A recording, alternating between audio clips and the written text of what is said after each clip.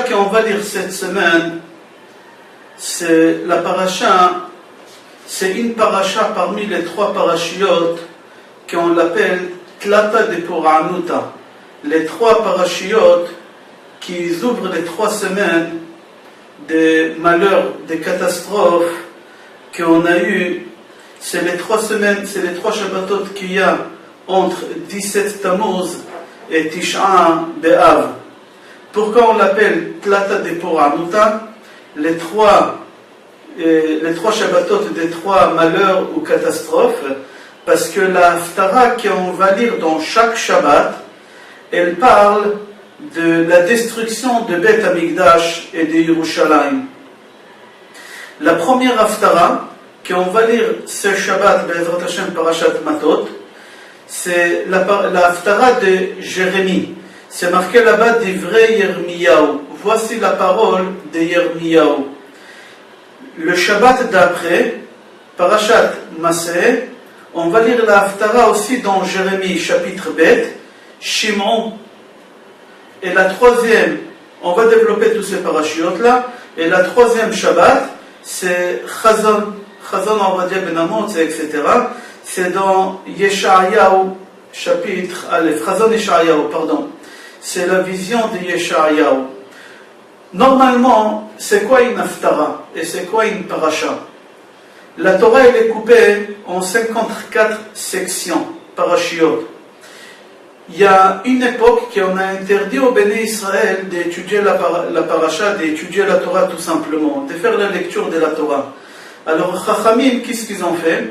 Ils ont pris des passages qu'il y a dans les Nevi'im et Ktuvim, dans les prophètes et dans les écrits, qu'ils ont à peu près la même histoire qu'il y a dans la Torah, et ils ont dit, puisqu'on ne peut pas lire la paracha, alors on va lire la Haftara qu'elle rappelle l'histoire. Par exemple, dans la paracha des Meraglim, des explorateurs, la Haftara qu'on va lire, c'est les explorateurs qu'il a envoyé Yoshua. Dans la paracha, on va parler de l'explorateur que Moshe Rabbeinu il a envoyé, et dans la Haftara, on va lire l'explorateur que Yoshua il a envoyé, etc., etc. Normalement, on lit Shabbat la paracha, et après il y a la Haftara. La Haftara, c'est une section des Nevi'im ou Ktuvim, des prophètes ou des écrits, que ça rappelle l'histoire qu'il y a dans la paracha. Maintenant, les parachiotes qu'on va lire là, à la fin il y a les Haftarot qu'ils ont écrites dans Jérémie et Yeshayahu, que là-bas on voit que le prophète dit au Béné Israël, réveillez-vous, faites tchouva, il y a un malheur qui va arriver, il y a une catastrophe qui va arriver. C'est une vision, c'est une prophétie qu'ils avaient ces prophètes avant la destruction de Beth Amikdash, et c'est pour ça qu'on appelle ces Shabbatot là Tlata de Puranuta. C'est les 3 Haftarot qui parlent des malheurs, des catastrophes qu'ils ont arrivé sur Béné Israël, la destruction de Yerushalayim et de Beth Amikdash.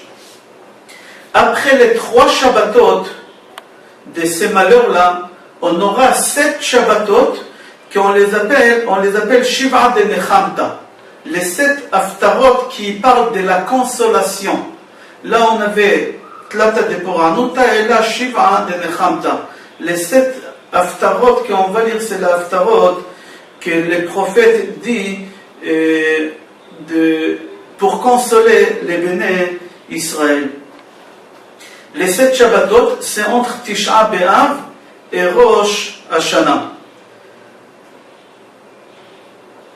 On voit là-bas, dans ces Haftarot, qu'on parle des consolations et de la vision des prophètes, de la venue de Mashiach, Be'ezrat Hashem, et la construction du 3e Beth Amikdash. Tous ces Haftarot-là, les 7 Haftarot, on va les lire dans le livre de Yeshayahu à partir des Perek, même du 40e chapitre, et etc. On va lire pendant 7 semaines de ce livre de Yeshayahu, les Haftarot. Le premier Shabbat, tout de suite après Tisha B'Av, ce Shabbat il s'appelle Nachamu. Pourquoi Nachamu? Shabbat Nachamu, c'est par rapport à la Haftara qu'on va lire, qu'elle commence par le mot Nachamo. Nachamo, Nachamo, Ami Yomar Na Elokechem. D'accord, consolez-vous, consolez-vous. Akadosh Baruch Hu, il a demandé au Knesset d'Israël de nous consoler. Je vais citer les 7 parachiotes, les premiers mots qu'on va lire dans chaque Haftara, dans les prochains Shabbatot qui vont arriver tout de suite après Tisha B'Av. La première c'est Nachamo, ça s'appelle Shabbat Nachamo aussi. Vatomer Tzion, Azavani, etc. La troisième c'est Ania Seora.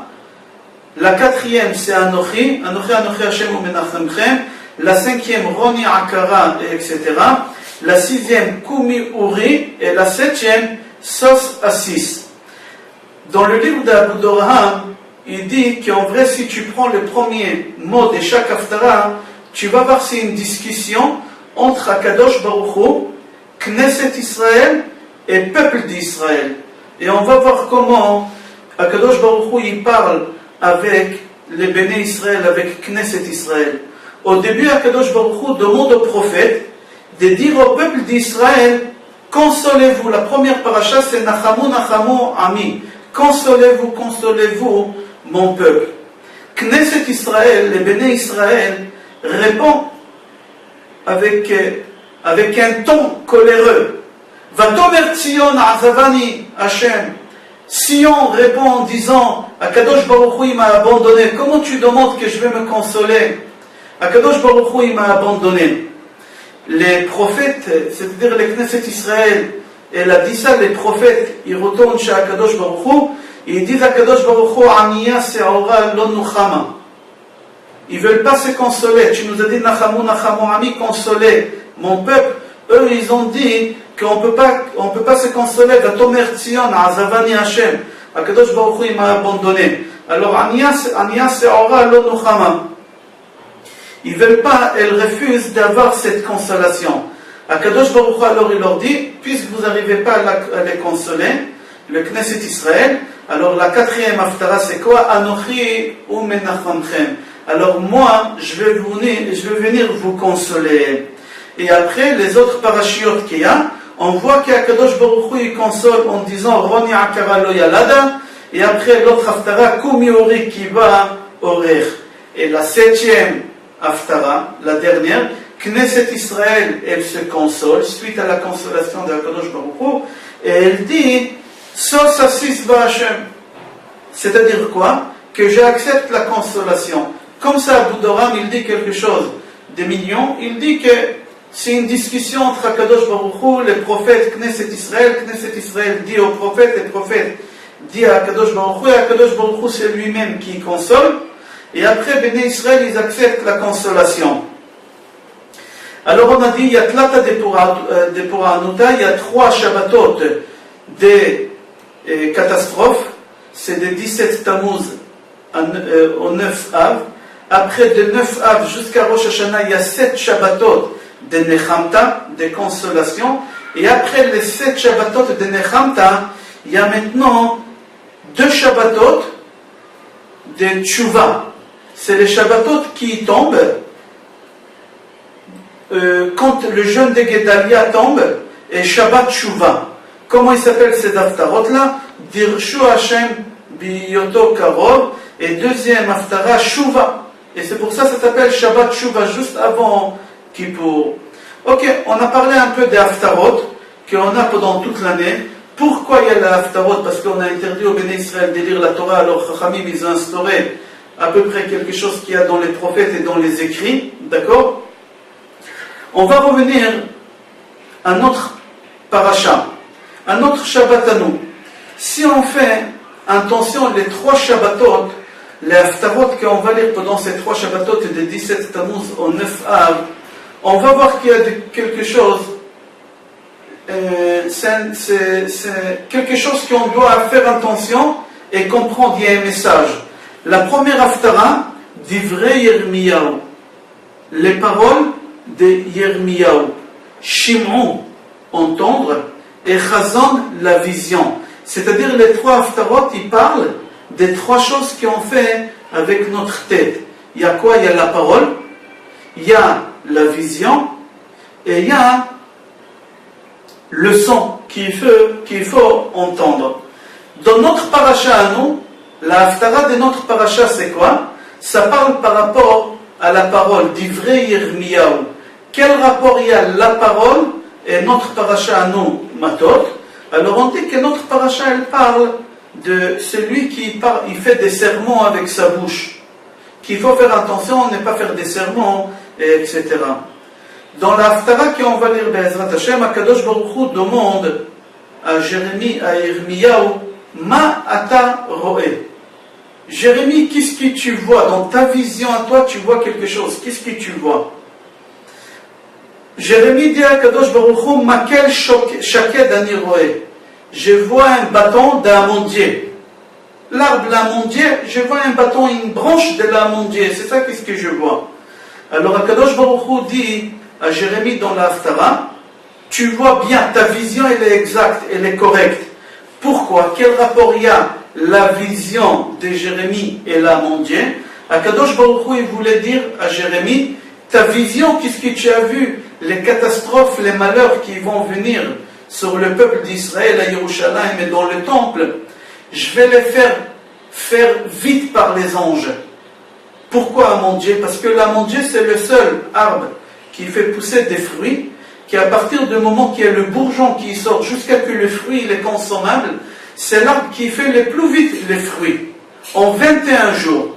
Akadosh Baruch Hu il lui a dit, en 21 jours, je vais réaliser ta vision de la destruction d'Yerushalayim et de Beth Amikdash, et c'est exactement 21 jours qu'il y a entre le 17 Tammuz et le 9 Av.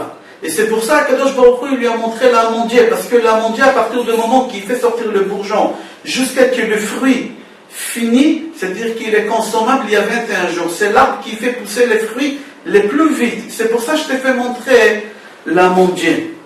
Rashi dit là-bas comme ça dans Jérémie que exactement les mêmes nombres de jours que l'amandier fait pousser ses fruits, c'est exactement les mêmes jours qui se passent entre 17 Tammuz et la destruction de Beth Amikdash le 9 Av. Rashi dit qu'Akadosh Baruch Hu voulait lui faire sous-entendre que dans 21 jours, ça sera tout fini, et Yerushalayim et Beth Amikdash. Venez, on va voir une Gemara extraordinaire. Cette Gemara, elle se trouve Bechorot, page Chet Amoud Aleph. Là-bas, la Gemara dit tout ce que tu trouves dans le végétal, d'accord, tu le trouves la même chose dans l'animal. Par exemple, l'amandier, c'est le végétal. Depuis que le bourgeon sort jusqu'à que le fruit on peut le consommer il y a 21 jours, dans l'animal, on trouve un animal qui fait exactement la même chose. C'est qui? C'est la poule. La poule, à partir du moment pour la première fois qu'elle peut pondre un œuf, depuis qu'elle tombe enceinte, si on peut dire, jusqu'à qu'elle pond l'œuf, c'est exactement 21 jours. Je parle pour la première fois de sa vie. Normalement, les poules, c'est tous les jours. Mais pour la première fois de sa vie, c'est 21 jours. C'est-à-dire qu'est-ce qu'on trouve dans le végétal l'amandier, il y a exactement dans l'animal, c'est dans la poule. C'est-à-dire qu'il y a un point commun entre la poule et l'amandier. La même Gemara, dans page Bet 2, là-bas la Gemara ramène une discussion qu'il a eue Rabbi Yoshua ben Hanania et les sages d'Athènes. Il faut savoir qu'en Athènes, c'était une ville où là-bas, ils étaient concentrés le plus grand nombre des gens sages du monde. Et c'est des gens qui étaient très très connus dans leur sagesse. Et on avait du mal à pouvoir discuter avec les sages d'Athènes. Pourquoi? Parce qu'ils se cachaient quelque part qu'on ne pouvait pas les trouver. Et il faut aller avoir une sagesse extraordinaire pour comprendre où ils sont pour arriver chez eux. Alors si tu veux les côtoyer, il faut déjà que tu saches comment les trouver. Et si tu es arrivé à les trouver, c'est-à-dire que tu es quelqu'un de sage et tu peux discuter avec nous. Là-bas, la Gemara, on ne va pas rentrer maintenant dans le détail, raconte comment Rabbi Yoshua ben Hanania, il a réussi à atteindre ces sages d'Athènes. Il est arrivé chez eux, et là-bas, il a eu des discussions avec eux sur plusieurs points. Il y a un seul point qui nous intéresse concernant notre cours à nous. C'était quoi là-bas? Là-bas, la Gemara raconte que les sages d'Athènes, ils ont pris 2 œufs, ils ont montré à Rabbi Yoshua ben Hanania. Ils ont dit, voilà, il y a un œuf qui vient d'une poule blanche et il y a un œuf qui vient d'une poule noire. Puisqu'on te dit que tu es le sage des Juifs, dis-nous de quel œuf il vient de la poule blanche et quel œuf il vient de la poule noire. Rabbi Yoshua ben Hanania, il leur a dit, il n'y a pas de problème. Qu'est-ce qu'il a fait? Tout de suite il est parti, il a ramené 2 fromages. Il leur a dit, je vais vous répondre sur votre question, si vous répondez sur ma question. Ce fromage-là, il vient d'une chèvre blanche. Et ce fromage, il vient d'une chèvre noire. Pardon, pas ça et ça. Il leur a dit, il y a un fromage qui vient d'une chèvre noire et il y a un fromage qui vient d'une chèvre blanche. Dites-moi, quel fromage il vient de quelle chèvre et moi je vous dirai quelle poule et quel œuf il vient de quelle poule. Il leur a dit comme ça. En réalité, là-bas la Gemara, elle montre la sagesse qu'ils ont eu les sages d'Athènes avec Rabbi Yoshua ben Hanania. Maintenant, qu'est-ce que j'aimerais savoir? Est-ce que vraiment la question qu'ils ont voulu dire à Rabbi Yoshua ben Hanania, les sages d'Athènes, c'est de quel œuf, de quelle poule elle vient l'œuf, lesquels noirs, lesquels blancs, c'est ça qui leur intéresse, et lui il leur parle des chèvres noires, des chèvres blancs. On parle ici des gens qui étaient très très sages. Le Maharsha il répond sur la question. Le Maharsha sur place, il voulait leur dire comme ça, que la poule, au moment qu'elle fait pondre l'œuf, il y a 21 jours.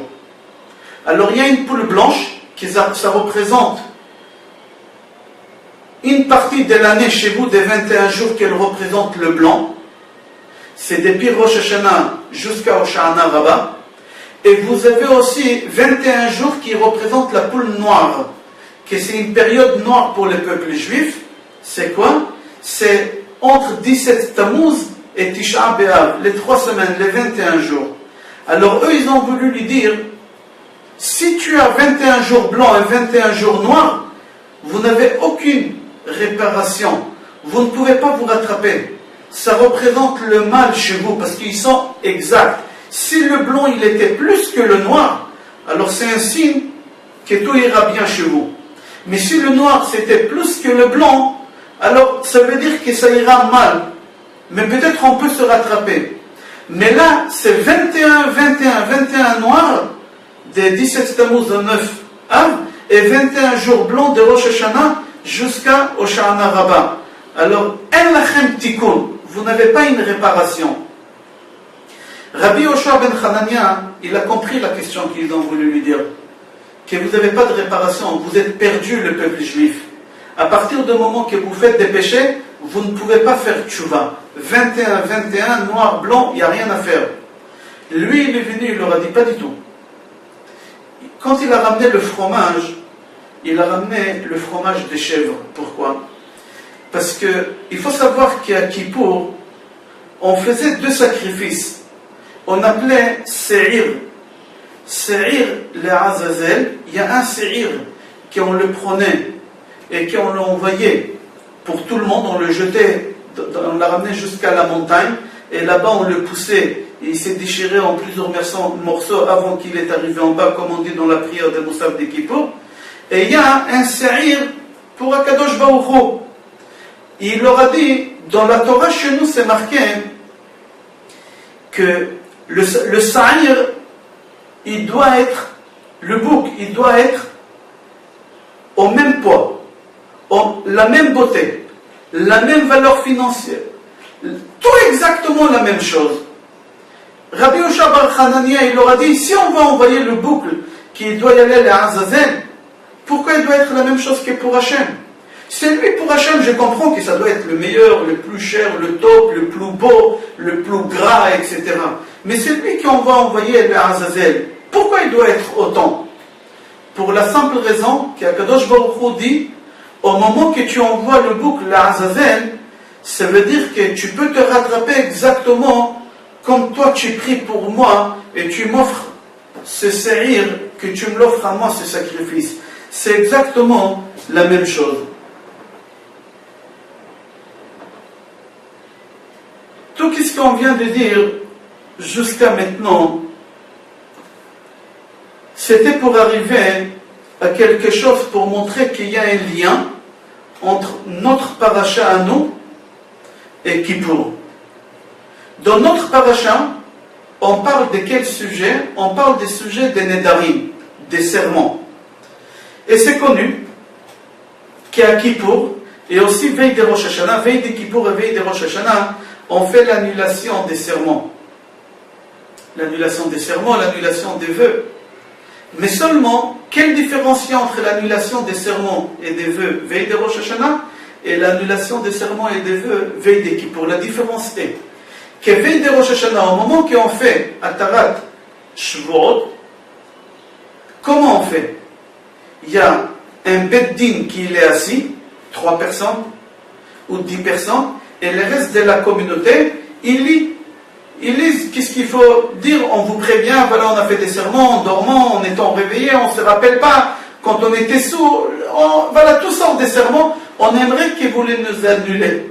Et le Bédine qui est assis, il nous annule, il nous dit Moutarin lach, c'est annulé, c'est annulé, c'est annulé, etc., etc. Comme ça, on fait l'annulation des vœux et des sermons veille des Rosh Hashanah.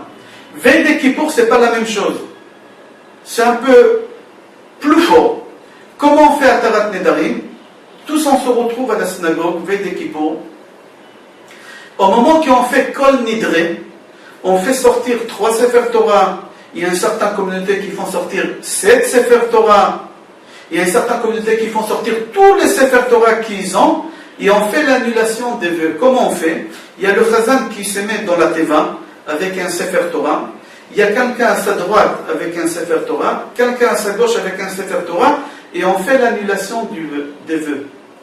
La question est, pourquoi il y a une différence entre l'annulation des vœux de Rosh Hashanah, qu'on le fait tout simplement le matin après Shachrit, il y en a 3 personnes qui sont assises, les restes qui sont debout, Moutarin lach, et on a fini l'histoire. Mais à Kippour, non, c'est pas la même chose.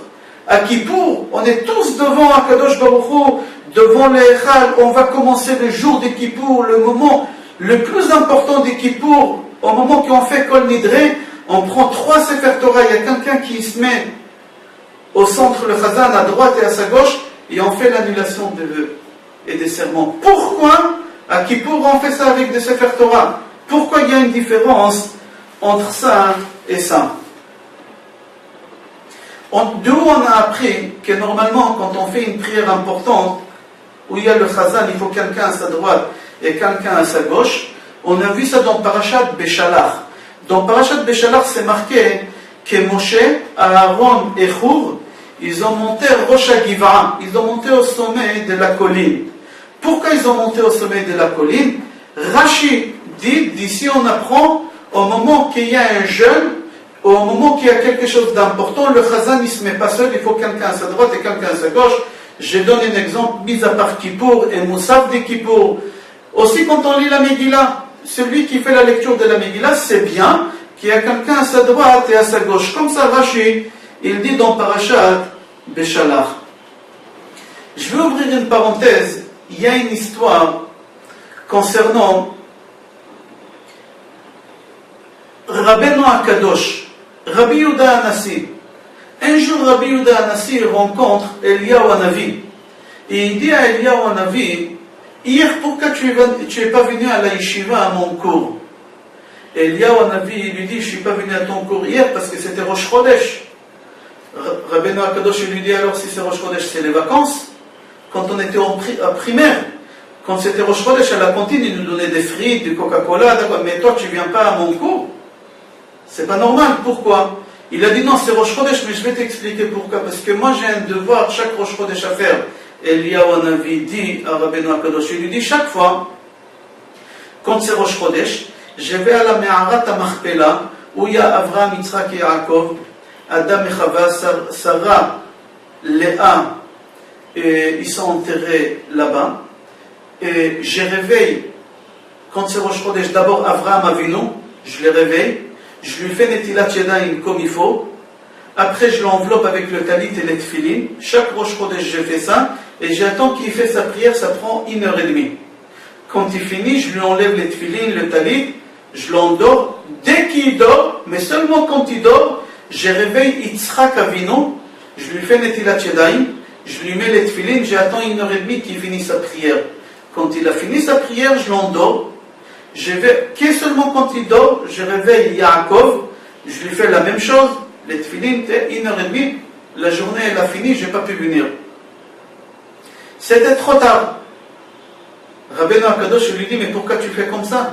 Réveille les trois en même temps, fais-leur Netilat Yadayim les trois en même temps, mets-leur les tefilin les trois en même temps, et tu attends 1h30, ils vont finir, et en 1h30, 2 heures maximum, tu as fini. Pourquoi autant de temps, presque 6 heures, tu perds comme ça? Eliyahu Hanavi, il a souri, il lui a dit non. C'est impossible qu'Abraham, Yitzhak et Yaakov fassent la prière en même temps. Parce que si les trois ils vont faire la prière en même temps, au moment qu'ils vont faire la Hamida, et qu'ils vont dire Baruch Ata Hashem Mechaye Ametim, la prière de la résurrection des morts, avec la Kavana qu'ils vont faire le Mashiach, il va venir tout de suite, et les morts ils vont ressusciter. Et ça, Kadosh Baruch Hu ne veut pas, parce que la date finale de la venue des Messies et la résurrection des morts, elle n'est pas arrivée encore. Et c'est pour ça, Rabbeinu Akadosh il dit à Eliyahu Hanavi, dis-moi, est-ce qu'il y a quelqu'un dans notre génération, il est capable de faire ce qu'Abraham, Yitzhak et Yaakov, les trois, peuvent faire? Il lui a dit, oui, ton voisin. Ton voisin, il peut faire ça. Il lui a dit qui? Il lui a dit Rabbi Chia. Si Rabbi Chia ou Banav, Rabbi Chia et ses deux enfants, ils font Chazan, Rabbi Chia il est au centre, son fils aîné à droite, et le Benjamin à gauche, les trois ils font la prière en même temps, et ils font la Kavana, c'est exactement comme Abraham, Yitzhak et Yaakov, il va voir la résurrection des morts. Rabbeinu Akadosh il lui dit merci pour l'information, au revoir. Rabbeinu Akadosh il convoque Rabbi Chia, il lui dit tu sais, ça fait longtemps qu'il n'y a pas de pluie, c'est une catastrophe, il faut faire demain un jeûne, et on va dire à toute la communauté qu'ils vont venir faire la prière pour la pluie, et toi tu vas faire Chazan avec tes enfants, ton fils à droite, à gauche. Il lui a pas dit la vérité, Rabbeinu Akadosh. Rabbi Chia, il lui a dit, il n'y a pas de problème. Le lendemain, il arrive avec Rabbi Chia et ses deux enfants, ils font la prière. Au moment qu'ils commencent la Hamida, Rabbi Chia et Banav, ils disent seulement Mashiva Ruach ou Morid Geshem, c'est la prière du vent et de la pluie. La Gemara dit, Anar Dea, c'est la ville, il n'avait pas un arbre qui est resté encore debout. Avec le vent, tout a été arraché. Mashiv Ruach, Morid Geshem, la ville, elle était à moitié couverte d'eau. Au moment qu'ils ont commencé à dire la bracha de Mechaye Ametim, la résurrection des morts, la Gemara dit que tout, les pierres tombales, ils ont commencé à grincer, à bouger et à fissurer. Dès qu'ils ont dit Hachem Elokeinu, les morts, ils ont commencé à prendre forme. Avec l'os, Etzem Luz, ils ont commencé à prendre forme. Akadosh Baruch Hu, il s'est énervé. Et il a dit, Migila Raz Zelebanaï. Qui a dévoilé à mes enfants ce secret-là, qui Rabbi Chia et ses enfants, il peut faire la résurrection des morts. Il y a un ange qui l'a dit à Kadosh Baruch Hu, c'est Eliyahu Hanavi. Tout de suite, à Kadosh Baruch Hu, il a convoqué Eliyahu Hanavi. Il lui a dit, tu fonces tout de suite là-bas à la synagogue, tu les embrouilles, qui finit pas Mechaye Ametim. Parce que s'il finit Mechaye Ametim, c'est la résurrection des morts et c'est pas le moment. La Gemara dit qu'Eliyahu Hanavi, il est sorti par la parochet, où il y a le Sefer Torah, il est sorti par la parochet en ours de feu. Il est parti à une vitesse, un éclair comme ça dans les visages de Rabbi Chia et ses enfants, et ça les a embrouillés, ils n'ont pas pu finir la bracha avec la kavana comme il faut, et ils ont fini la bracha et on a perdu la résurrection des morts. Akadosh Baruch Hu, il a convoqué Eliyahu Hanavi, et il lui a dit pourquoi tu as dévoilé ça? Et pour cela tu vas être puni. Et ils l'ont donné Shishim Pulsa de Noura. Pulsa de Noura, Pulsa, c'est fouet, Noura, feu. Ils lui ont donné 60 coups de fouet en feu à Eliyahu Hanavi pour ceux qui l'a fait, qui l'a découvert. Ok, pourquoi j'ai raconté cette histoire? Pour vous dire, au moment qu'il y a un chazan au milieu, il faut qu'il y ait quelqu'un à sa droite et quelqu'un à sa gauche, comme on a vu dans Parashat Beshalach, c'est marqué là-bas chez Moshe et Aaron et Chour, ils ont monté, et comme on fait la Atarat Nedarim, à Kippour, qu'il y a le chazan qui est au milieu, qui dit Kol Nidre, après droite, après gauche, etc. Venez, on va revenir à notre paracha. La question est, pourquoi on doit prendre des Sefer Torah dans la main pour faire l'annulation des vœux? Pourquoi? Des vœux et des serments. Pourquoi? Jamais on a vu que ça a été fait au long de l'année. Même si quelqu'un au milieu de l'année, il va voir le Rav, il dit, voilà, j'ai fait une shvoua, j'ai fait un serment, j'aimerais l'annuler, annulez-le moi. Il faut avoir une ouverture, on ne va pas rentrer maintenant dans la faute comment on fait une annulation des serments. Le Rav, il ne prend pas un Sefer Torah. Il ne prend pas un Sefer Torah pour lui faire ça. Dans la paracha, on voit si le mari il entend sa femme faire un serment, il lui dit, tout seul même il peut dire, c'est annulé, il n'a pas besoin d'un Sefer Torah. Pourquoi ici, quand on fait l'annulation des serments qui pourront nous obliger d'avoir un Sefer Torah, on va voir tout à l'heure, Be'ezrat Hashem. Dans le livre Be'er Moshe, il dit, au moment qu'un homme il va faire l'annulation des vœux chez un Rav, le Rav lui pose des questions un peu détaillées pour essayer de trouver une raison pourquoi annuler le serment qu'il a fait. Alors le Be'er Moshe dit, pourquoi il doit poser ces questions un peu particulières? Pour nous dire qu'Akadosh Baruch Hu, il veut nous apprendre comment il faut faire tchouva. Quand quelqu'un il fait un péché, il aimerait faire tchouva, comment il fait tchouva? Il veut te dire qu'au moment que tu fais un serment et tu veux l'annuler, il faut trouver une ouverture pour l'annuler, quelque chose pour pouvoir l'annuler.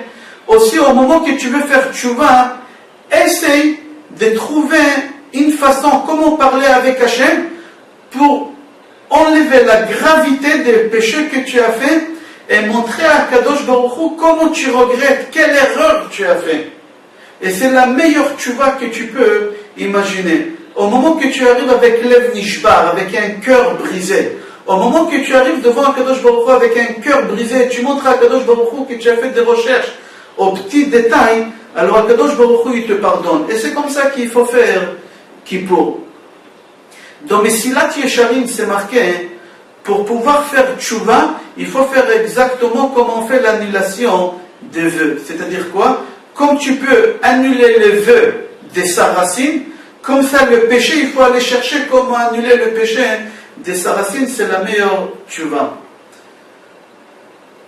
On a dit tout à l'heure qu'il y a certaines communautés qui font sortir 3 Sefer Torah pour faire l'annulation des serments. Il y a des communautés qui font sortir 7 Sefer Torah. Chaque communauté d'après les coutumes qui est là. Pourquoi 3 Sefer Torah dans certaines communautés? Parce qu'on fait 3 fois l'annulation des serments.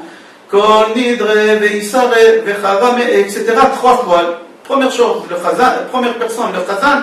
Après c'est lui qui est à sa droite, après c'est lui qui est à sa gauche. Et il faut que chacun ait un Sefer Torah dans sa main au moment qu'il fait l'annulation des serments. C'est pour ça 3 Sefer Torah. Et ceux qui font sortir 7 Sefer Torah, pourquoi? Parce que on dit 7 fois Amonai ou Elokim, Amonai ou Elokim. On dit 7 fois. Alors il faut 7 Sefer Torah, tout simplement. Comme ça le Harizal dit qu'il faut faire sortir tous les Sefer Torah. Tous les Sefer Torah qu'il y a, s'il y en a 4, 5, 10, il faut les faire sortir tous. Pourquoi? Parce que le Harizal dit, quand on fait sortir les Sefer Torah, et on passe dans la synagogue autour de tout le monde, et tout le monde il embrasse le Sefer Torah, le Harizal dit, au moment que tu embrasses le Sefer Torah, au moment qu'on fait Kol Nidre, on n'embrasse pas comme ça un Sefer Torah. Il dit, pendant toute l'année, tu as fait la bise à des personnes que tu n'avais pas le droit de faire. Nida, jeune fille, ou je ne sais pas quoi.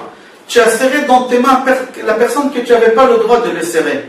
Alors le Sefer Torah, il est là pour réparer les personnes que tu as embrassées, que tu n'avais pas le droit d'embrasser. Les personnes que tu as serrées entre tes mains, que tu n'avais pas le droit de les serrer dans tes bras.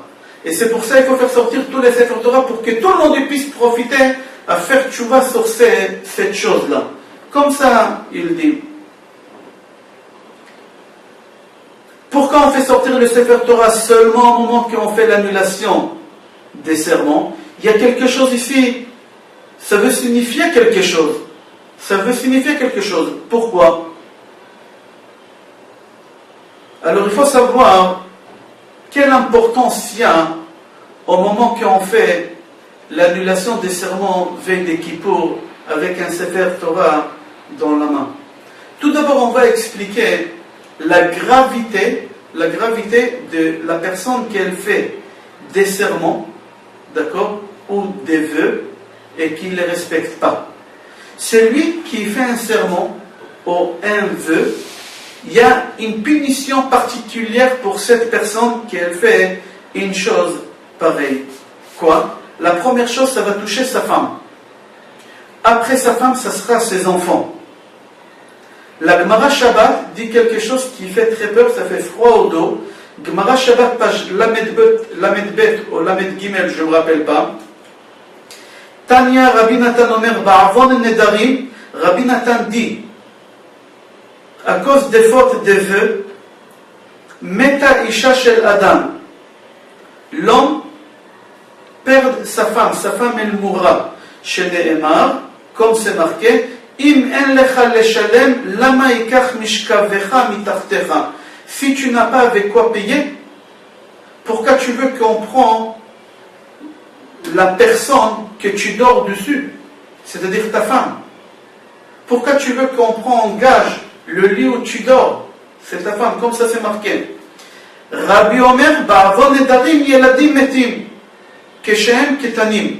Rabbi, il n'est pas d'accord avec Rabbi Nathan, ou plutôt il est d'accord. Rabbi dit que ça va encore plus loin. Après sa femme, c'est ses enfants, quand ils sont petits, ils meurent. Chez Nehemar, Al titen et picha leachti et besarecha, ve'al tomar lifnei hamalach, ki shegegai, lama ikzof ha'elokim al kolecha, ki chibel et maaseh yadecha. C'est quoi maaseh yadecha?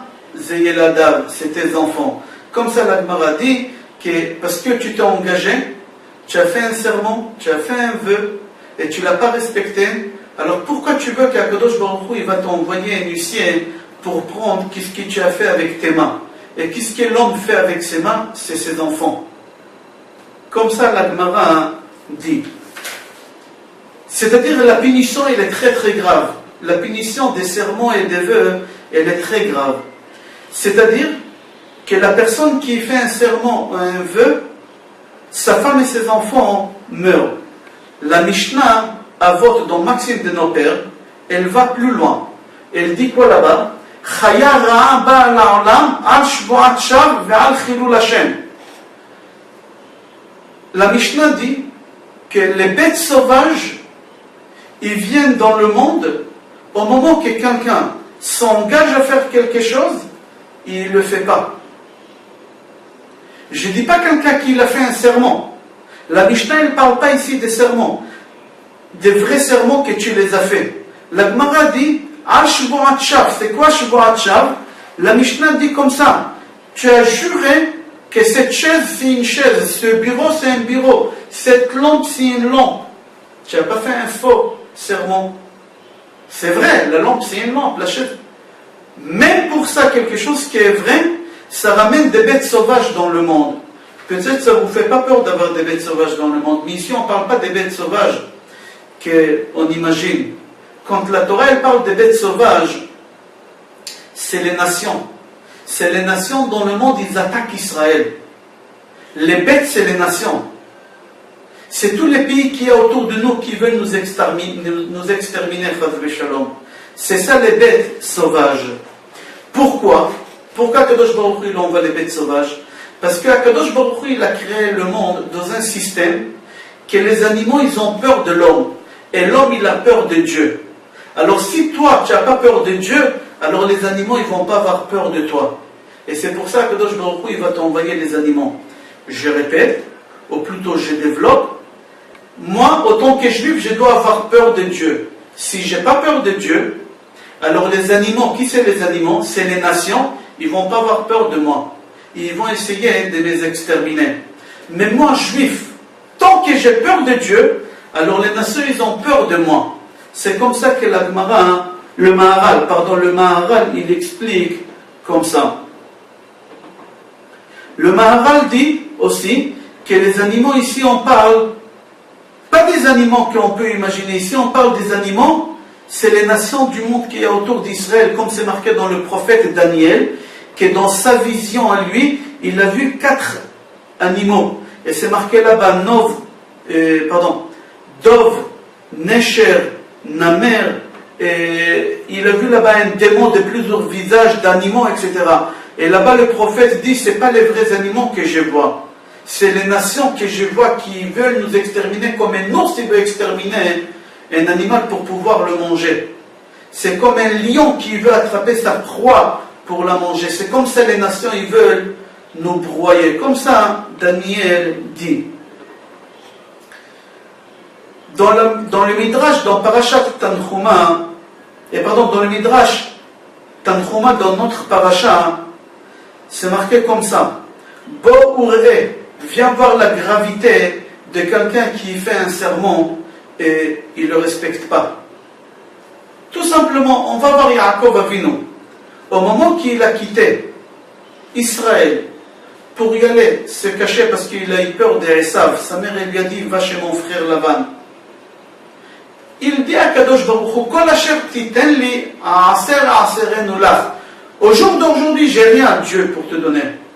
Mais le jour que j'aurai, si tu me ramènes chez moi à la maison en bonne santé, je te promets tout ce que j'ai, je te donnerai le maaser. Je ferai un don. Yaakov parle, reste là-bas 21 années. C'est pas 21 années tout simplement comme ça, c'est encore les 21 jours qui entrent 17 Tammuz et 9 Av, mais on ne va pas rentrer dans les détails. Il reste là-bas 21 années. Après 21 années, il revient en Israël. Et Akadosh Baruch Hu, il lui fait comprendre sur la route, tu as fait un vœu, tu as fait un serment il y a 21 années, tu as dit tout ce que je te donnerai, tu me donneras le maaser, tu feras un don. Allez, relâche. Mais lui, il ne comprend pas Yaakov. Akadosh Baruch Hu, il lui envoie l'ange au moment qu'il a traversé le fleuve et qu'il a oublié les petits pots de l'autre côté. Il est parti au milieu de la nuit pour chercher les petits pots. Il y a l'ange qui l'attrape et qui se bagarre avec Yaakov. Pourquoi il s'est bagarré? Akadosh Baruch Hu voulait faire comprendre à Yaakov, tu as fait un serment, respecte-le. Mais Yaakov, il ne comprend pas. Après Akadosh Baruch Hu, il lui envoie Esav. Il ne comprend pas non plus.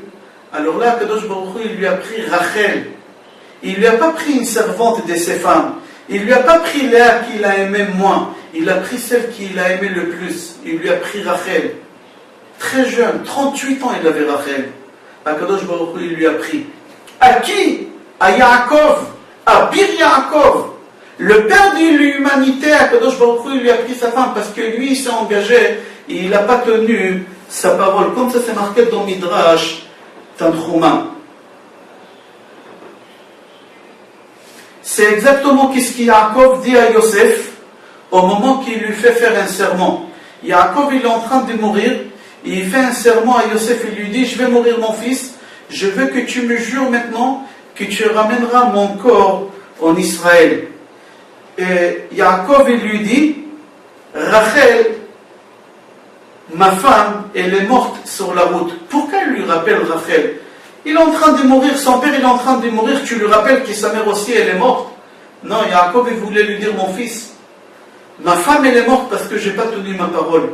Et il a fait comprendre, si tu ne tiens pas ta parole avec moi aussi, tu perdras aussi ta femme. Osnat. C'est exactement ce qu'il voulait lui dire. C'est le Sfat Emet qui dit ça. C'est le Sfat Emet. Akadosh Baruch Hu il a dit, combien de coups j'ai donné à Yaakov? Combien de coups j'ai donné à cette sadique-là? L'ange, Esav, sa femme, Dina, sa fille, et il n'a pas compris. Akadosh Baruch Hu, à la fin, il est clair et il est direct avec Yaakov, et il lui dit, à cause des serments que tu m'as dit et que tu n'as pas donné, c'est pour ça que ça t'arrive.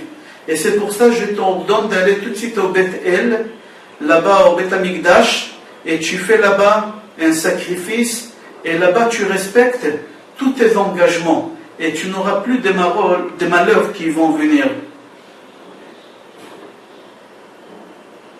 Jusqu'ici c'est Midrash Tanchuma. Le Baal Latourim dit que la valeur numérique des Nedarim, c'est exactement la même valeur numérique d'assassin. C'est lui qui fait des vœux, des serments, il est considéré comme assassin. Pourquoi? Parce qu'au moment que tu fais des serments et tu ne les respectes pas, tu es en train de tuer ta femme et tes enfants, alors tu es un assassin. C'est exactement la même valeur. Nedarim c'est 304 et Rotzer c'est 304. C'est assassin. pourquoi le serment, les vœux, c'est plus important et plus grave que tous les autres péchés qu'il y a dans la Torah. Tout simplement, écoutez une histoire qui s'est passée, qu'elle fait froid au dos. C'est marqué dans Midrash Echa que Nebuchadnezzar, il a nommé Chizkiya Amelech roi, et il était roi sur les 4 autres rois qui régnaient alentour d'Israël. Nebuchadnezzar, il a nommé Chizkiya roi sur Israël et aussi sur 4 autres rois qui étaient autour d'Israël. Chizkiya, il était tellement puissant chez Nebuchadnezzar qu'il pouvait rentrer chez Nebuchadnezzar sans autorisation. Le Midrash raconte qu'un jour Chizkiya il est rentré chez lui et il a vu que Nebuchadnezzar il a pris un lapin, il le mangeait vivant, le lapin il bougeait et lui il l'arrachait. Pourquoi? Parce que Nebuchadnezzar il disait, si on fait une chose pareille on devient arzari, on devient dur, on devient méchant. Et moi, comme je suis le roi du monde, je dois être méchant, je dois être dur. Et c'est pour ça qu'il mangeait comme ça. Mais personne n'y savait. Chizkiya, il rentre, il attrape. Il attrape en train de manger un lapin vivant comme ça. Nebuchadnezzar, il s'est senti gêné. Et il a dit à Chizkiya, je t'ai fait jurer de ne pas dévoiler ça à personne. Et Chizkiya, il a juré. Nebuchadnezzar, il est parti en Babylonie. Chizkiya, il est resté en Israël, mais ça restait à travers. Il ne pouvait pas garder ses scoops. Il voulait raconter à tout le monde ce qu'il avait, mais il ne pouvait pas.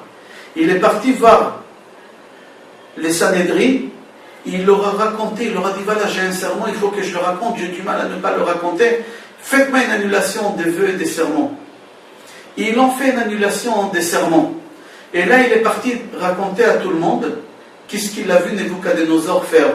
Et Nebuchadnezzar, quand il a entendu ça, il est retourné en Israël, et il a pris tous ses Sanhédrin, il les a fait asseoir sur des chaises, une chaise sur une autre chaise, il leur a fait beaucoup d'honneur, et toutes les chaises ils étaient en or, et il leur a dit, je veux que vous me traduisez toute la Torah, depuis Bereshit. Son but à lui, c'était arriver à quoi? Un autre paracha Matot, où on parle de l'annulation des vœux. Et là, il voulait leur dire qui a annulé le vœu à Chizkiya. Et eux, ils sont en train de le traduire, toute la Torah, depuis Bereshit, jusqu'ici, jusqu'à Matot. Au moment qu'ils sont arrivés à Matot, il leur a dit, dites-moi, quand quelqu'un il fait un serment, est-ce qu'on peut annuler un serment? Ils lui ont dit oui. Il vient devant nous, ou devant un pétin, et on fait l'annulation. Il leur a dit, dites-moi, c'est vous qui vous avez fait l'annulation des serments à Chizkiya? Ils lui ont dit oui. Là-bas, le Midrash raconte qu'il aura fait là-bas quelque chose que on a du mal à expliquer. Là-bas, tout de suite, il les a fait descendre des chaises, il les a attachés par leur barbe au queue de cheval, il les a fait traîner dans toutes les rues de Yerushalayim. Et ils perdaient leurs bras, leurs jambes, en 1000 morceaux ils étaient. Il les a fait traîner dans toutes les rues de Yerushalayim pour montrer à tout le monde comment ils l'ont trahi. Et ils n'ont pas arrêté jusqu'à Loud, la Gemara dit. Et c'est pour cela, la Gemara dit, Rabbi Eliezer dit, Al tiye parashat nedarim kala be'enecha. Il ne faut pas croire que les vœux et les serments, c'est quelque chose de léger. Ce n'est pas léger du tout. 71 personnes, ils ont payé de leur vie parce qu'ils ont annulé les sermons de Chizkiya Amelech. Il y a une Gemara, Shavuot, page Lametet, page 39, Amoud Aleph, c'est marqué là-bas. Au moment que l'homme vient au monde, Akadosh Baruch Hu fait jurer la personne, il lui dit de être tzaddik et ne pas être rachat. Et là-bas, la Gemara a dit qu'au moment, ça c'est avant que la Neshama descende, mais là-bas, la Gemara dit au moment qu'on fait faire un serment à quelqu'un de nos jours, c'est une halakha dans Shulchan Aruch, c'est marqué là-bas, Choshen Mishpat Siman Pei Zayin. C'est marqué là-bas, au moment que le Bedin doit faire un serment à quelqu'un, on lui dit comme ça, c'est lui qui doit faire le serment. Et ויודע שכל העולם כולו נזדעזע בשעה שאמר הקדוש ברוך הוא לא תישא את שם השם אלוקיך לשווא. וכל העבירות שבתורה נאמר בהם ונקה. וכאן נאמר לא ינקה. את אשר יישא את שם השם אלוקיך לשווא. וכל העבירות שבתורה נפרעים ממנו. וכאן נפרעים ממנו משפחתו. וכל העבירות שבתורה נפרעים ממנו ממשפחתו. וכאן נפרעים מכל העולם כולו. וכל העבירות שבתורה יש לו זכות ותולין לו. שתי דורות או שלושה דורות. כאן נפרעים ממנו לאלתר. Je vais traduire, c'est Maran Shulchan Aruch, j'ai donné les références Choshen Mishpat Peizain. Avant que quelqu'un fait un serment, le Bedin lui dit, Eve Yodea, sache, il faut que ce soit dans ta connaissance, sache que le monde entier il a tremblé au moment qu'Akadosh Baruch Hu il a dit de ne pas prononcer son nom en vain. Et tous les péchés qu'il y a dans la Torah, c'est marqué après que tu peux faire tchouva. Tous les péchés, tu peux faire tchouva. Mais sur les serments, c'est marqué, si tu as fait un faux serment, lo yenake, tu n'es pas pardonné, il faut que tu sois puni. Tous les péchés qu'il y a dans la Torah, on te fait payer toi. Mais le péché des serments, on te fait payer par ta femme et par tes enfants, pas par toi, par ta femme et par tes enfants. Tous les péchés qu'il y a dans la Torah, on te fait payer toi ou ta famille. Mais ici, on peut le monde entier.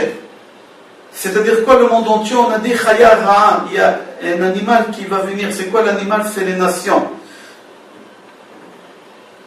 Tous les péchés qu'il y a dans la Torah, si tu as un peu de mérite, Akadosh Baruch Hu, il peut attendre que tu fasses tchouva, ou quelqu'un à ta place il fasse tchouva pour toi et te fasse un tikkun, une génération ou deux générations.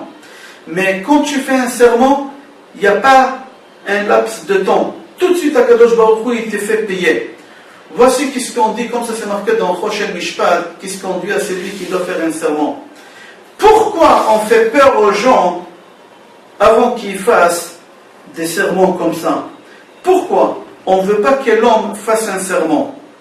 Dans le livre Zera Barer, dit comme ça, que dans Parashat Nitzavim, le jour de la mort de Moshe Rabbeinu, il était dit au Béné Israël, le jour de la mort de Moshe Rabbeinu, Atem nitzavim ayom kulechem, lifnei Hashem elokechem, rashechem, shiftechem, ziknochem, veshotrechem. Et etc., etc. C'est marqué là-bas 3 fois, Koret, Hashem, Berit, Im Israël, Ba'ala ou Ba'shevoa, qu'Akadosh Baruch Hu, il fait une alliance avec le peuple juif, avec un serment, le serment le plus grave qu'il y a. La première fois, on voit qu'Akadosh Baruch Hu, il a fait un serment très fort avec les Béné Israël au moment qu'on est sorti d'Égypte. La deuxième fois, au moment qu'on était devant le Har Sinaï. Et la troisième fois, le jour de la mort de Moshe Rabbeinu. Et là-bas, c'est marqué Velo itchem levadechem koret ani et haberit ve'et ha'ala azot ki et asher yeshno po imanu ve'et asher eneno po imanu hayom.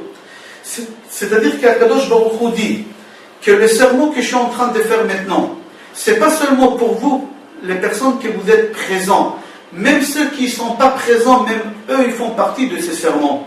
La Gemara dit, mais comment c'est possible, les personnes qui ne sont pas là?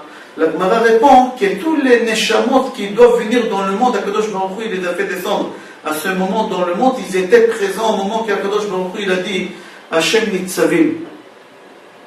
Comme ça c'est marqué dans Midrash Tanchuma, Parashat Nitzavim, Akadosh Baruch Hu, il a pris tous les neshamot juifs qui doivent descendre dans ce monde jusqu'à la fin des temps, et il les a fait tous jurer de recevoir la Torah. C'est-à-dire, nous on s'est engagés avec un serment devant Akadosh Baruch Hu de respecter la Torah. On a fait un serment. On a dit tout à l'heure, c'est lui qui fait un serment et qui ne le respecte pas, comment il doit payer. Et nous on a fait un serment, c'est marqué 3 fois dans la Torah qu'Akadosh Baruch Hu nous a fait les serments qu'on va respecter toute la parole de la Torah. Au moment que la neshama de la personne descend sur terre, Akadosh Baruch Hu, il lui fait aussi, 2 fois il lui fait un serment. La neshama de l'homme, le jour qu'elle rentre dans le corps de l'homme, et elle fait un serment, comme ça c'est marqué dans Gemara Nedarim, page Lamed, Amoud Aleph, c'est marqué, Besha'a she'adam nichneset nishmato legufo, au moment que l'homme, sa neshama, elle pénètre dans son corps, on le fait un serment, on le fait jurer.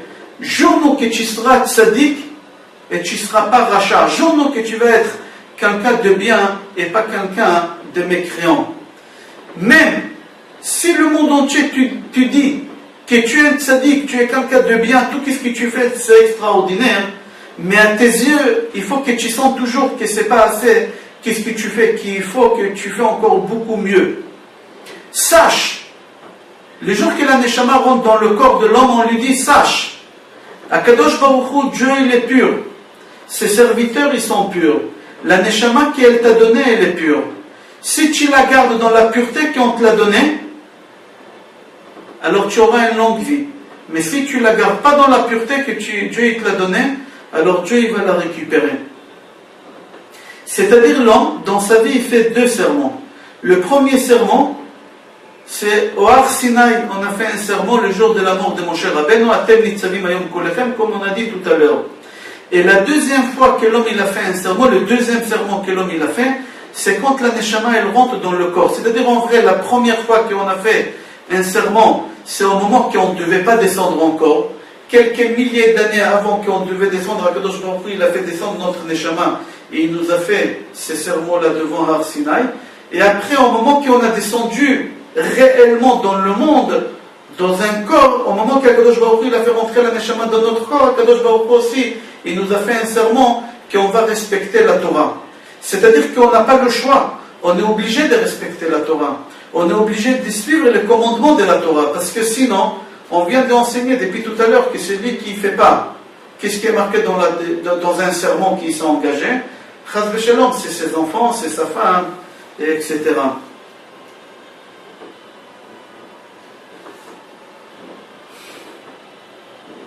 C'est pour ça dans le livre Zera Abarech, il ramène quelque chose d'extraordinaire. Il dit l'histoire de tout à l'heure que Nebuchadnezzar il a demandé au Sanhedrin, traduisez-moi toute la Torah depuis Bereshit jusqu'à cette paracha Matot. Pour en fin de compte, son but c'était arriver à cette paracha. Pourquoi il a perdu autant de temps, Nebuchadnezzar, à écouter toute la Torah depuis Bereshit jusqu'à ici, jusqu'à parachat Matot?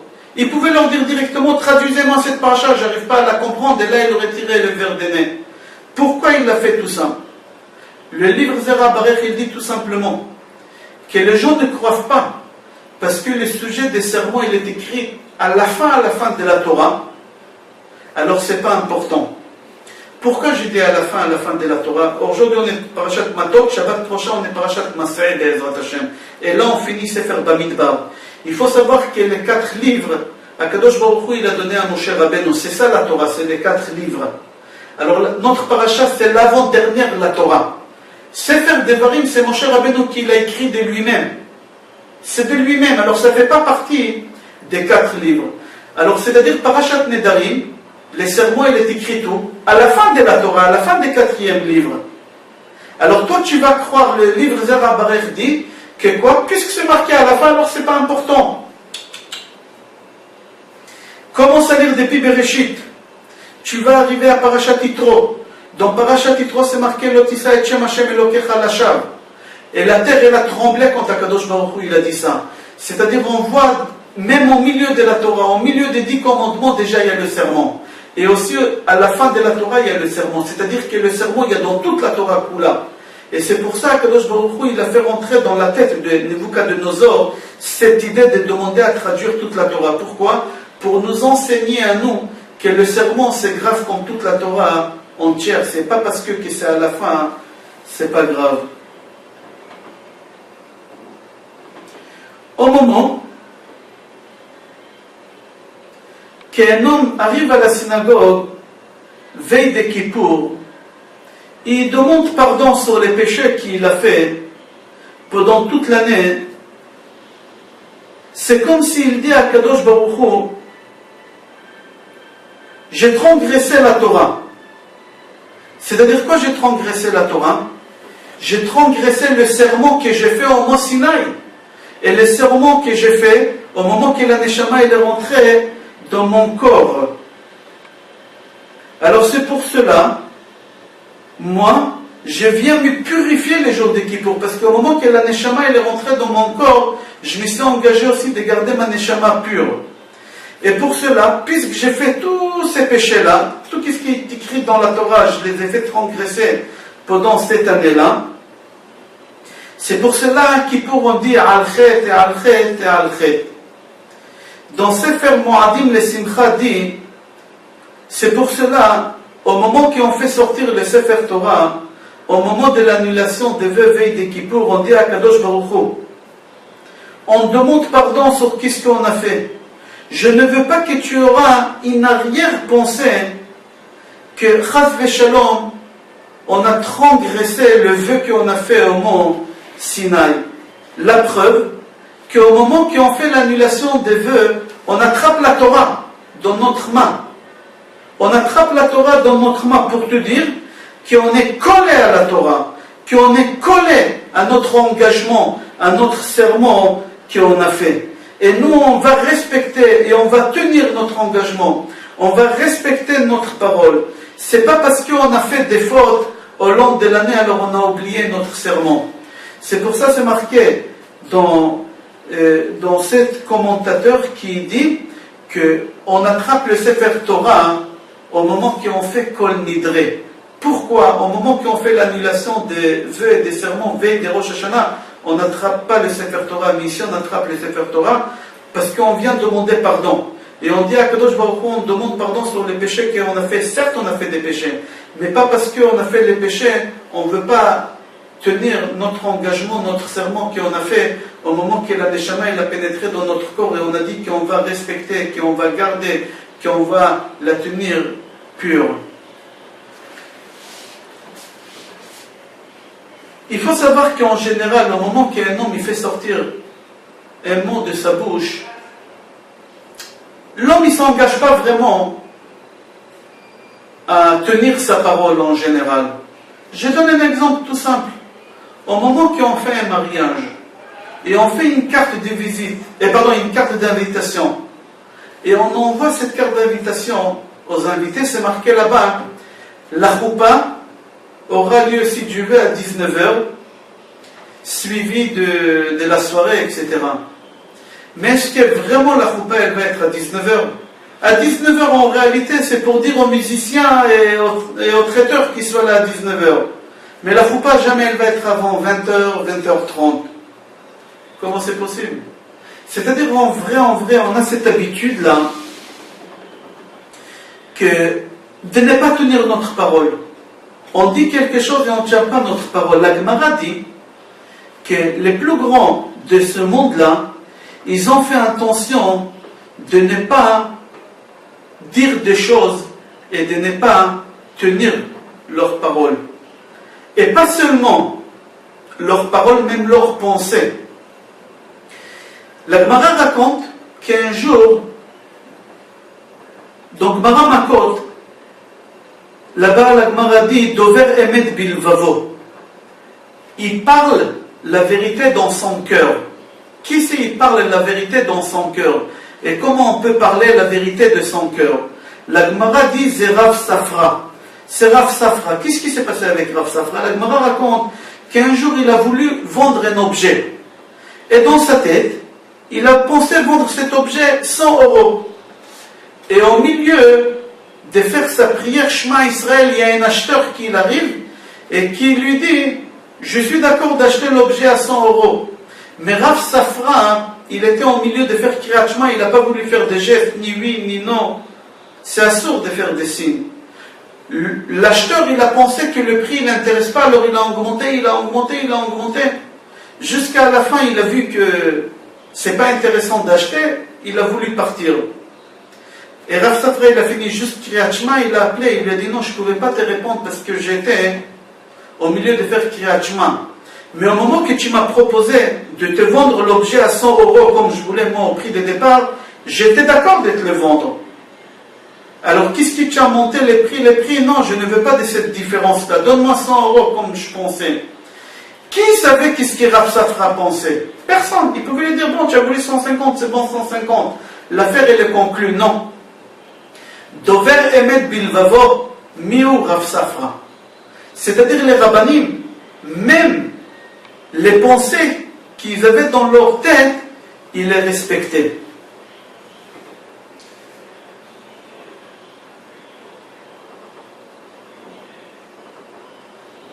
Dans Sefer Tshuvat HaGeonim,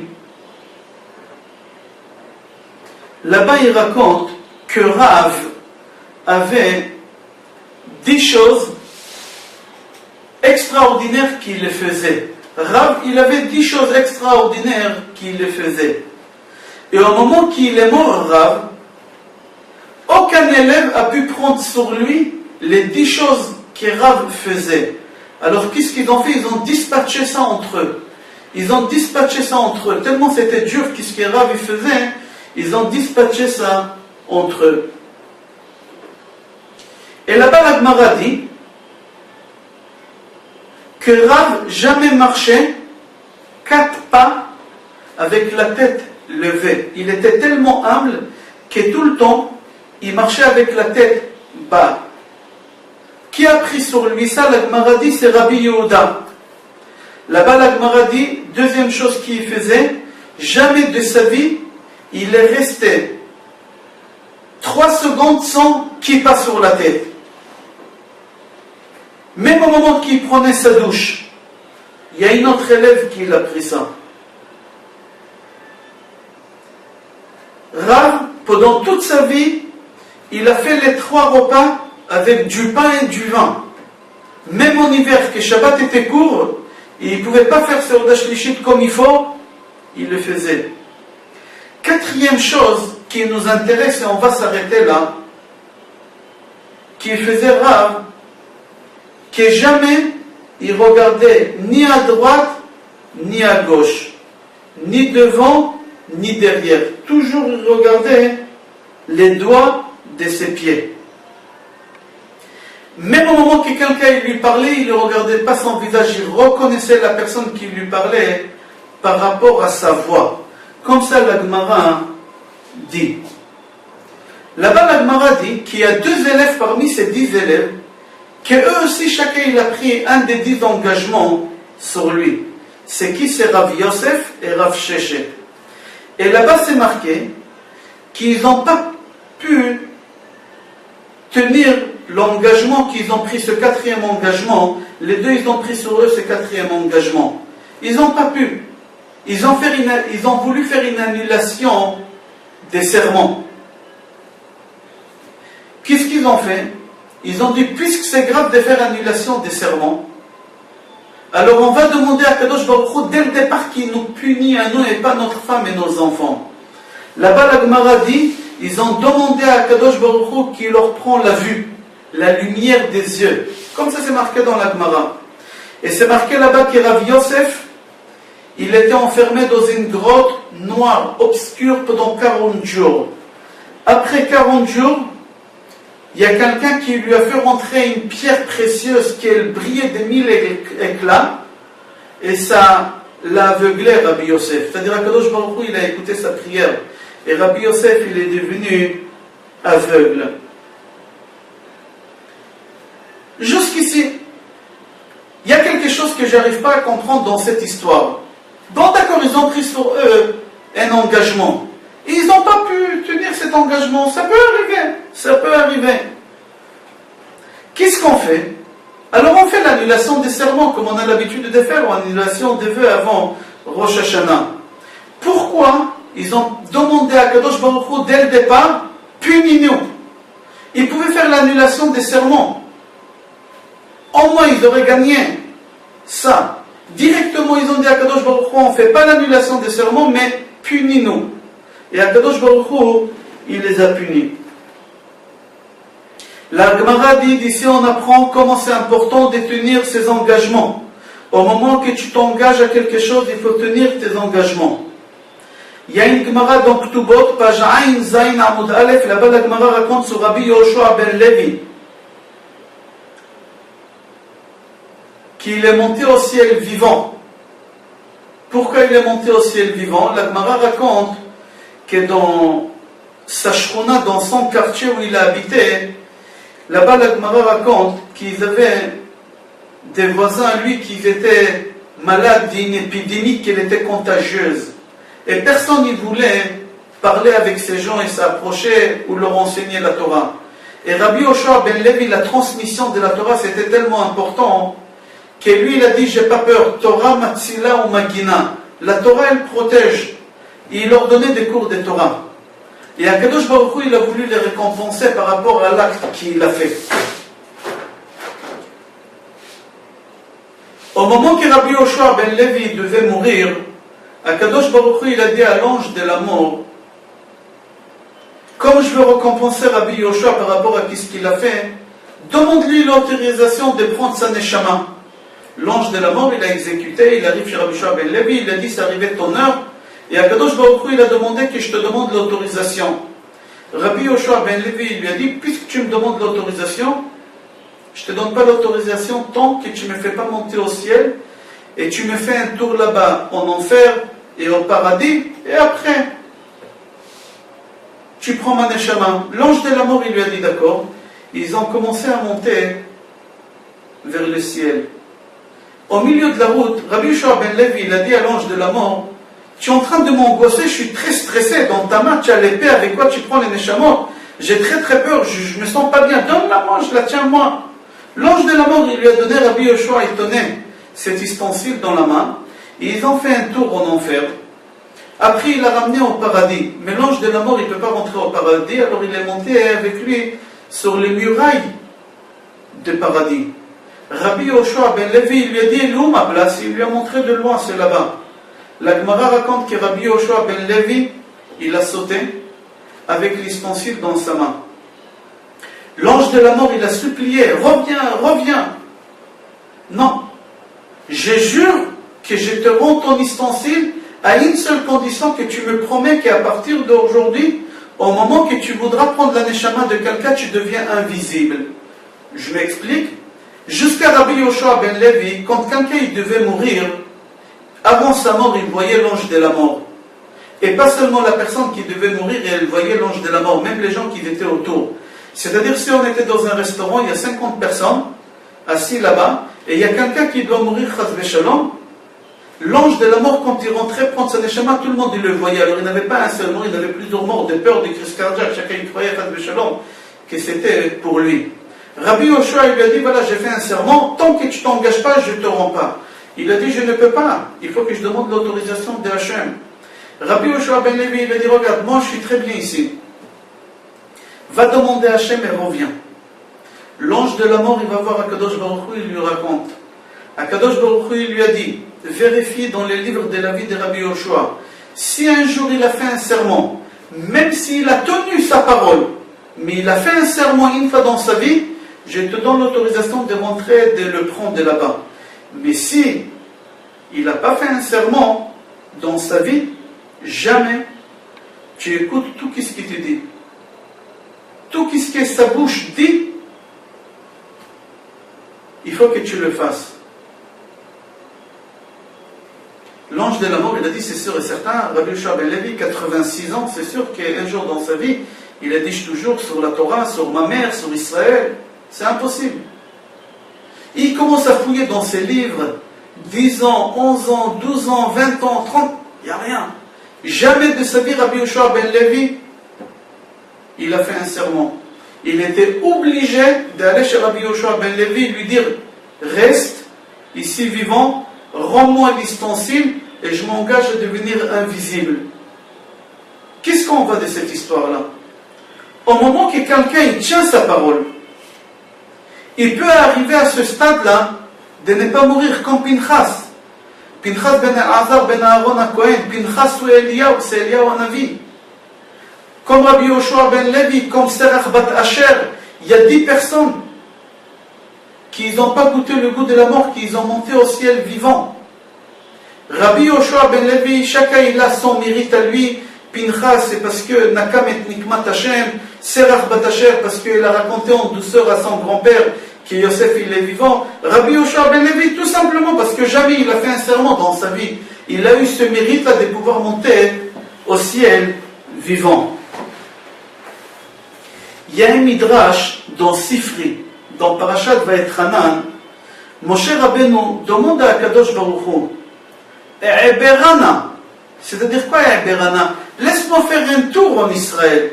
Tu veux pas que j'habite en Israël, que je rentre en Israël avec le peuple d'Israël? Laisse-moi faire la mitzvah de faire 4 pas dans la terre d'Israël. Eberana. Et en même temps, il dit à Kadosh Baruch Hu, laisse-moi faire, puisqu'une fois tu m'as fait une annulation des vœux. Quand est-ce qu'Hachem il a fait l'annulation des vœux à Moshe Rabbeinu? Moshe Rabbeinu il a fait un serment à son beau-père Yitro de ne pas quitter Midian sans lui demander son autorisation. À Kadosh Baruch Hu, il rencontre Moshe Rabbeinu dans le désert. Et Hachem il dit à Moshe Rabbeinu, va en Égypte pour faire sortir les bénis Israël. Moshe il dit à Hachem, je ne peux pas, j'ai fait un serment à mon beau-père, et à Kadosh Baruch Hu, il annule les serments. C'est comme ça le Midrash. Le Midrash dit que Moshe Rabbeinu dans Parashat Vaetchanan, pardon, pas dans le Midrash, dans Sifri, Parashat Vaetchanan, Moshe Rabbeinu il dit à Hachem, laisse-moi faire 4 pas en Israël, puisque tu m'as fait une annulation de vœux. Quel rapport annulation de vœux et faire 4 pas en Israël? Très très fort qu'est-ce qu'il dit le Sifri. Rabbi Yoshua ben Levi, il est rentré au paradis. On ne pouvait pas le faire sortir. Pourquoi? Parce que jamais il a fait un vœu, jamais il a fait une annulation de vœu. Alors on ne peut pas le faire sortir. Mon cher Rabbeinu, il a dit à Kadosh Baruch Hu, moi dans ma vie, j'ai fait déjà une annulation de vœu. Si toi tu as peur que moi je rentre en Israël et je voudrais plus sortir comme Rabbi Yoshua ben Levi, je ne peux pas parce que j'ai fait de l'annulation de vœux déjà dans ma vie. Alors je serai obligé de sortir. Laisse-moi faire un tour en Israël.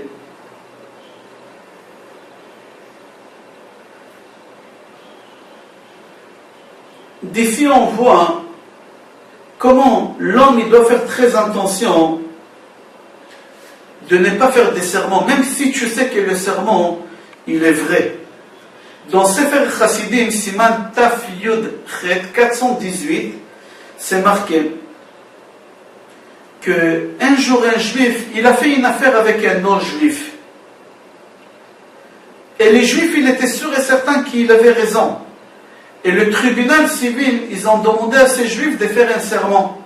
Et s'il fait le serment, ils vont obliger le goy à lui rembourser son argent. Et s'il ne fait pas le serment, le goy, il va lui voler une grande somme d'argent. Il est parti voir son rave. Il lui a dit, qu'est-ce que je fais? Son rave, il lui a dit, tu perds cet argent et tu lui donnes même 10 fois encore plus, mais jamais tu feras un serment.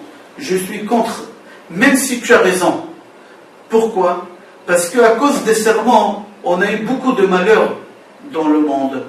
On a eu beaucoup de malheurs dans le monde à cause des serments. Il y a une Gemara Gittin, page Lamed Hei, à Moudbet, c'est marqué. Une histoire qui a fait froid au dos. Là-bas, la Gemara raconte qu'un jour, une femme, elle est rentrée chez sa voisine pour faire pétrir le pain. Vous savez, aujourd'hui, chacun, il a un four chez lui à la maison. Mais à l'époque, les fours, c'était rare, ça coûtait très très cher.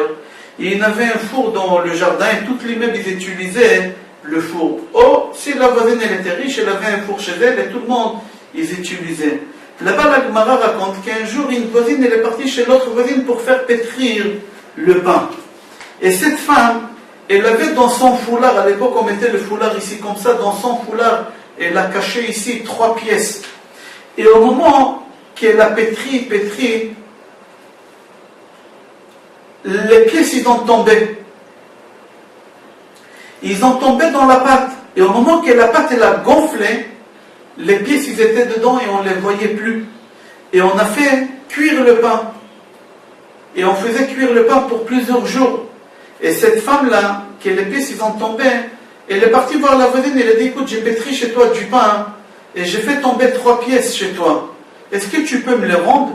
La femme, elle lui a dit, je te jure sur la tête de mes enfants que j'ai pas vu.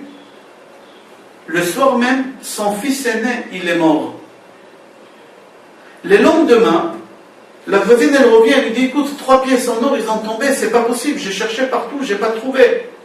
Et il lui a dit, regarde, je te jure, sur mon 2e fils, Malheureusement, le soir même, il est mort. 3 enfants, la Gemara raconte, qui sont morts. Le mari de cette femme qui a perdu les 3 pièces, il dit à sa femme, viens, on va descendre chez la voisine pour leur faire une consolation.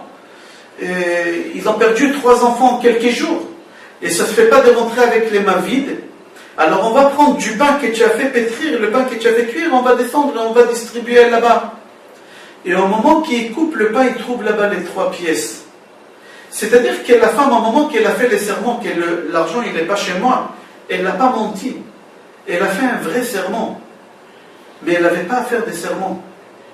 Elle n'avait pas à faire des serments. Comment Akadosh Baruch Hu, il était dur avec cette femme qui lui a pris ces enfants-là.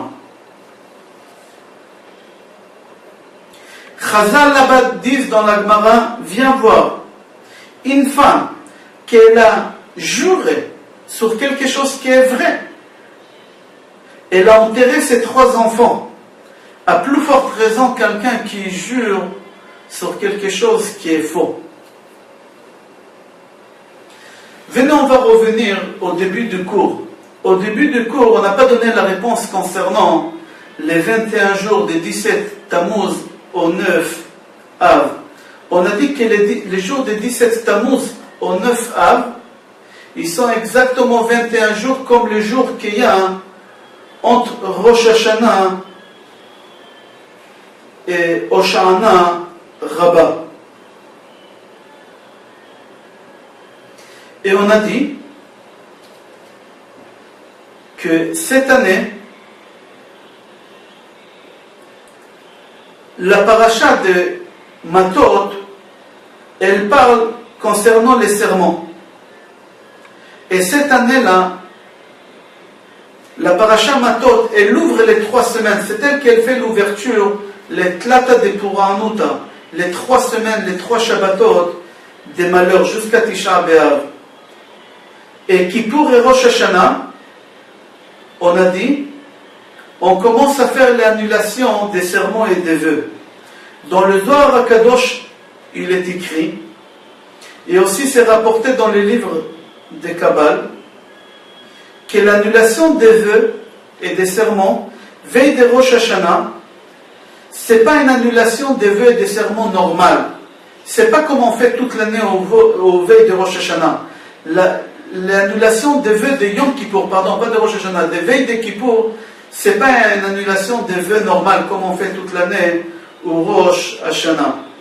Pourquoi? Parce qu'il y a 10 jours déjà on a fait une annulation des vœux. Pourquoi on fait encore à nouveau une annulation des vœux? C'est-à-dire que c'est pas la même chose. C'est pas exactement la même chose. Le Zohar HaKadosh dit comme ça. Donc Maran et Darim. Pourquoi on refait à Kippour encore l'annulation des vœux et des serments? Il dit donc Mara Baba Batra, page Aïn Dalet. Il raconte que Rava Bar Chana, il est parti dans le désert avec un arabe. Il fallait qu'il traverse une route qui était dangereuse seul. Il fallait être accompagné à cause des démons. Il ne fallait pas y aller seul par là-bas. Et Rava Bar Chana, il a traversé cet endroit avec un arabe. Et l'arabe, il a dit à Rava Bar Chana, viens, je vais te montrer le mont Sinaï, où votre Dieu vous a donné la Torah. Et Rava Bar Chana, il est parti avec lui. Il lui a dit, tu vois, c'est ça le mont Sinaï où Dieu vous a donné la Torah. Et au moment qu'il a vu, Rava Bar Chana, il a vu qu'il y a des crabes énormes autour du mont Sinaï. Et là-bas, la Gemara dit que les crabes, ils étaient aussi gros qu'un âne. Ils étaient tellement énormes. On ne va pas rentrer maintenant dans le détail pourquoi des crabes et quel rapport crabe avec les mitzvot, que tout celui qui n'écoute pas les paroles des Chachamim, alors un crabe, il va le mordre. Et pourquoi un crabe? On va pas rentrer maintenant dans sa. Rava Bar Chana raconte comme ça, écoutez, ça fait peur. Au moment que je me suis approché au mont Sinaï, j'ai entendu une voix céleste, qu'elle dit Oili shenishbati ve'achshav shenishbati mi meferli. Oili, Oi que ça fait mal. J'ai fait un serment. Ça fait mal, j'ai fait un serment.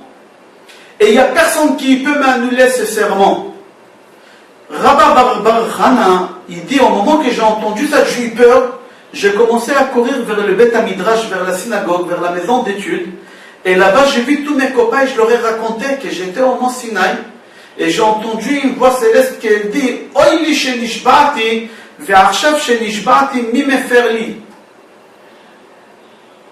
Ses copains à la yeshiva, ils lui ont dit alors, tu as crié Moutarin lach, Moutarin lach, Moutarin lach. Est-ce que tu as fait l'annulation de vœux sur place à cette voix céleste? Il leur a dit non, j'ai eu peur, je me suis sauvé. De quoi tu as eu peur? Il leur a dit j'ai eu peur qu'Akadosh Baruch Hu il veut qu'on annule le serment qu'il a fait, qui ne ramènera plus la déluge sur la terre. J'ai eu peur que ce soit ça. Alors je me suis sauvé, je n'ai pas voulu que Dieu ramène la déluge. Ils lui ont dit mais non, tu t'es trompé. Akadosh Baruch Hu il a fait un autre vœu. Et c'est quoi le vœu qu'il a fait? Akadosh Baruch Hu, au moment qu'il dit « Oi, aïe, aïe, ça fait mal », il parle sur l'exil où il se trouvent ses enfants. Dieu, il a voulu qu'on annule le vœu, le serment qu'il a fait sur l'exil où nous on se trouve, qu'il n'y a pas le Beth Amikdash. Où on a vu que Dieu, il a fait un serment sur l'exil et sur le Beth Amikdash. Alors on a trouvé ça dans Gemara Ta'anit page Hey. Là-bas, la Gemara dit qu'Akadosh Baruch Hu, il a fait un serment. Dieu Nishba.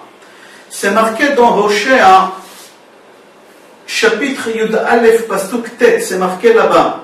Bekirbech Kadosh velo avo ba'ir. C'est-à-dire qu'Akadosh Baruch Hu, il a fait un serment. Rabbi Yochanan, il a dit. C'est-à-dire quoi le serment qu'il a dit? Qu'il a dit, je ne viendrai pas dans la ville. De quelle ville Akadosh Baruch Hu il parle? Akadosh Baruch Hu il parle de Jérusalem qu'elle se trouve dans les cieux. Là-bas, la Gemara dit quoi? Il y a deux Jérusalem, il y a ici et là-bas. Là-bas, la Gemara dit oui, il y a deux Jérusalem. Il y a Jérusalem sur terre ici, en Israël, où on est. Et il y a Jérusalem exactement la même chose en haut. Tant que Jérusalem, le Beth Amikdash, il n'est pas construit, Jérusalem, il n'est pas construit en bas, moi, Dieu, je ne peux pas pénétrer à Jérusalem qu'elle se trouve en haut. Là-bas, la Gemara rapporte une preuve que là-bas aussi il y a Yerushalayim dans les cieux. C'est marqué Yerushalayim abnuya ke'ir shechubera la yachdav. Yerushalayim qui est jumelée. Elle est jumelée avec quoi? Avec l'autre Yerushalayim qu'elle se trouve dans les cieux.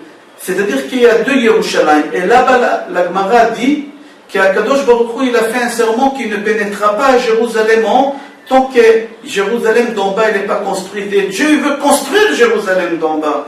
Mais le problème qu'il a fait un serment, il veut qu'on annule le serment. Alors ses copains, ils ont dit à Rabba Bar Hana, pourquoi tu ne lui as pas dit Moutarin lach, Moutarin lach, Moutarin lach? Pourquoi tu ne lui as pas annulé le serment? Le Zohar HaKadosh dit comme ça. Comme Rabbi Shimon veut Omer.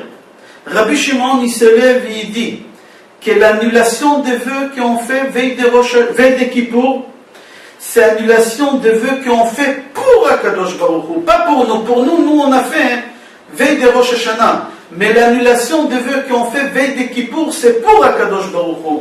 Quel vœu HaKadosh Baruch Hu il a fait? C'est le vœu de ne pas construire Yerushalayim de bas. C'est le vœu qu'Akadosh Baruch Hu il a fait qu'il ne pourra pas pénétrer à Yerushalayim d'en haut tant que le Yerushalayim de bas n'est pas construit. C'est-à-dire au moment qu'on se trouve à la synagogue, veille de Kippour, et on fait l'annulation des vœux avec 3 Sefer Torah, c'est pas pour rien il y a 3 Sefer Torah. C'est pas pour rien l'annulation des vœux veille de Kippour, elle est différente de toutes les annulations des serments qu'on fait au long de toute l'année. Ici, on fait l'annulation des serments pour Akadosh Baruch Hu. Et c'est pour ça qu'on a besoin d'avoir 3 Sefer Torah. Ici, le Zohar HaKadosh dit sur terre, on a beaucoup de mal. On souffre énormément qu'Akadosh Baruch Hu ne peut pas pénétrer à Jérusalem, qu'elle se trouve dans les cieux. Et c'est pour ça nous on fait une annulation des serments à Akadosh Baruch Hu chaque année. Mais il y a un problème. Voilà, chaque année on lui fait l'annulation des serments et la Kadosh Baruch Hu, il ne rentre pas. Alors ça sert à quoi l'annulation des serments si ça ne marche pas? Il y a un problème. Il y a des gens qui ne veulent pas de Jérusalem. Il y a des gens qui ne veulent pas de la construction du troisième temple. Il y a des gens qui ne veulent pas de la venue des Messie, des Mashiach. Il y a des gens qui ne veulent pas de la Géoula, de la délivrance finale.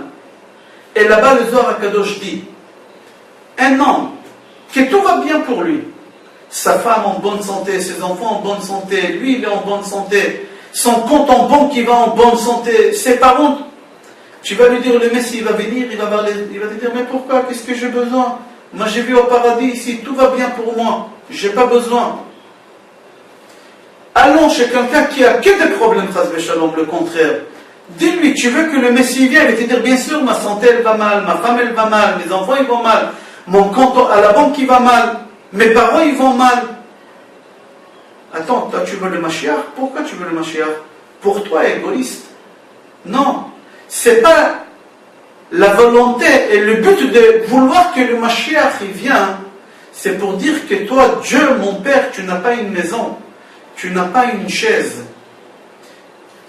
Alors en vrai, il y a beaucoup de gens qui ne veulent pas de Mashiach. Et c'est pour ça qu'Kadosh Baruch Hu, il ne pénètre pas au Beth Amikdash, à Yerushalayim céleste. Et c'est pour ça, au moment qu'on fait l'annulation des serments, regardez, c'est marqué là-bas, Arenu matirin li itpallel et avaryanim. C'est quoi avaryanim? C'est les voyous. Qui c'est les voyous? C'est ceux qui ne veulent pas la venue de Mashiach. C'est ceux qui ne veulent pas de la construction de Yerushalayim. C'est ceux qui ne veulent pas de la construction de Beth Amikdash. C'est eux les voyous.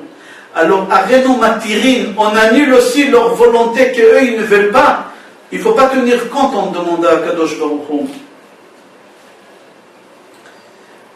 On a parlé au début de l'œuf qui vient d'une poule noire et l'œuf qui vient d'une poule blanche. C'est le même nombre de jours qu'il y a entre 17 Tammuz et Tisha B'Av, qui ça représente la poule noire. Et les autres jours qu'il y a entre Rosh Hashanah et Hoshana Rabbah, que ces jours ils représentent la poule blanche. Pourquoi?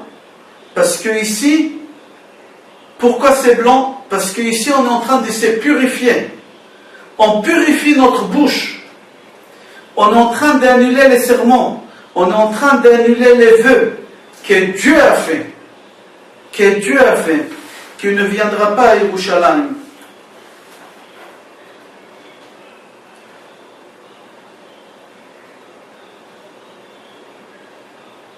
On souhaite Be'ezrat Hashem et on prie Be'ezrat Hashem la venue de Mashiach Bekarov et la construction des Beth Amikdash de tout notre cœur pour la seule raison et pour la simple raison que notre Père, Akadosh Baruch Hu, notre roi, le roi du monde, il n'a pas une maison, il n'a pas une chaise, 130, il n'est pas entier. Shabbat Shalom, Bracha Ve'atzlacha et Kol Tov.